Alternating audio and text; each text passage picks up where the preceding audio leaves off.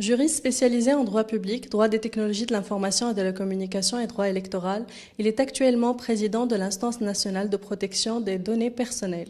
Monsieur Chaouri Gades, bienvenue à Leaders. Tout d'abord, commençons par savoir qu'est-ce que les données personnelles. Les données personnelles, ce sont toutes les données qui permettent d'identifier une personne. Ça peut commencer par le nom et le prénom, c'est évident, mais c'est aussi un numéro de carte d'identité, une adresse, un numéro de carte bancaire, un numéro de téléphone. Donc c'est toutes les informations qui permettent d'identifier une personne. C'est ça les données personnelles. D'accord. Et vous êtes à la tête de l'instance depuis le mois de mai. Oui. Quels sont les principaux abus que vous avez relevés et quels sont les risques par rapport à ces abus? D'accord. Oui, est-ce que c'est des abus que j'ai constatés? Je les ai constatés avant de devenir président de l'instance. Disons que ce sont des situations de non-respect de la réglementation et de la législation en matière de protection des données personnelles. Et ça, n'importe quel citoyen peut les constater s'il sait quelles sont les règles qui doivent être mises en place ou respectées en tout cas pour protéger les données personnelles. Quand on reçoit un SMS de nature commerciale sans qu'on ait autorisé celui qui l'envoie à vous l'envoyer, c'est un abus de traitement de données personnelles. Quand on voit des numéros de carte d'identité et des listes de personnes avec leur numéro de carte d'identité qu'on a vu pendant la campagne électorale paraître comme étant des personnes qui parrainent sans qu'ils n'aient été au courant, donc une candidature d'un candidat, donc c'est un abus et c'est une violation des règles concernant la protection des données personnelles. Quand on voit des locaux ouverts au public où il y a des caméras de vidéosurveillance, sans que les propriétaires n'aient avisé les personnes qu'il y a ce système mis en place, eh bien ça ce sont des abus. La liste est trop longue pour pouvoir être détaillée maintenant, mais n'importe quel citoyen est capable d'identifier les abus à condition qu'il sache quelles sont les conditions de protection de données et qu'on retrouve dans la loi de 2004 sur la protection de données personnelles en Tunisie. Justement, comment l'instance compte faire respecter la loi? L'instance, avant de commencer à vouloir faire respecter la loi, je pense que l'instance, son premier rôle est un rôle d'éducation, de sensibilisation, de vulgarisation. Il faudrait que l'instance soit capable, dans les mois à venir, d'expliquer aux Tunisiens que veut dire la vie privée. Maintenant, on a un article 24 dans la Constitution tunisienne qui reprend un peu l'article 9 de l'ancienne Constitution qui dit que l'État doit protéger les données personnelles, mais l'article 24 va beaucoup plus loin. Il dit que l'État est tenu de protéger la vie privée des individus, des citoyens, mais aussi des résidents d'une manière générale sur le territoire national. Eh bien, pour pouvoir, en tout cas, pour que les personnes soient sensibilisées à cette problématique, il faudrait leur expliquer comment leurs données sont protégées, quels sont leurs droits vis-à-vis des personnes qui traitent leurs données, qui est quelque chose de tout à fait normal. Aucune société, quelle qu'elle soit, ne peut vivre, ne peut être gérée si elle ne traite pas les données personnelles des individus. Alors les gens diront premièrement, que ça veut dire traiter les données? C'est toutes les opérations qu'on fait sur ces informations-là.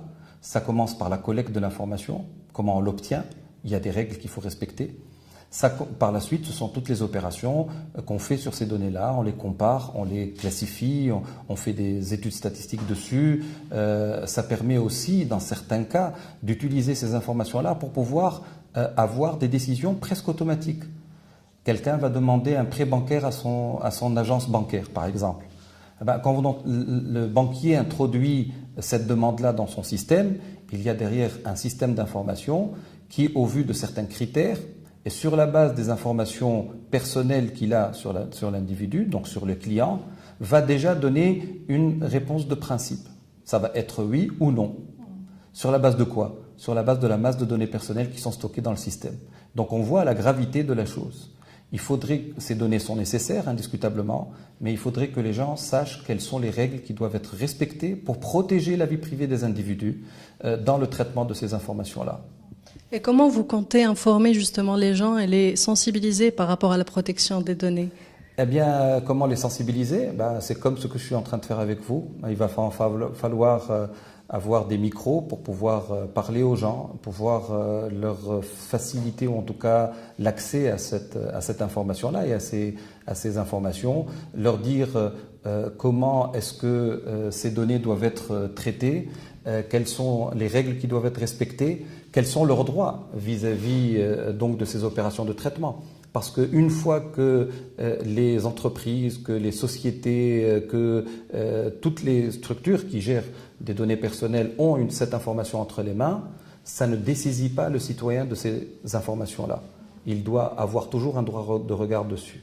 Par exemple, les Tunisiens ne savent pas aujourd'hui qu'une fois qu'ils ont rempli ce formulaire pour obtenir une carte de fidélité dans une grande surface, par exemple, ils ne savent pas qu'ils ont un droit d'accès à ces informations-là et qu'ils peuvent à n'importe quel moment aller au responsable de cette enseigne-là, à une adresse qui doit leur être indiquée pour leur dire « Donnez-moi les données que vous avez en votre possession et qui me concernent ».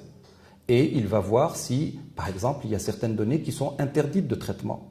Par exemple, l'appartenance politique, les opinions, les croyances, les données de santé.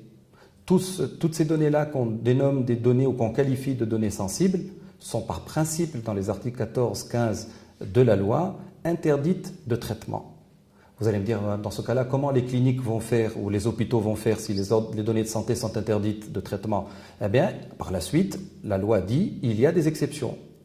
Mais dans ces cas-là, la protection devient beaucoup plus importante. Parce que ce sont des données qui sont très dangereuses quand elles sont mal utilisées et quand donc elles ne sont pas utilisées en tout cas pour la finalité, pour le but qui leur a été tracé initialement.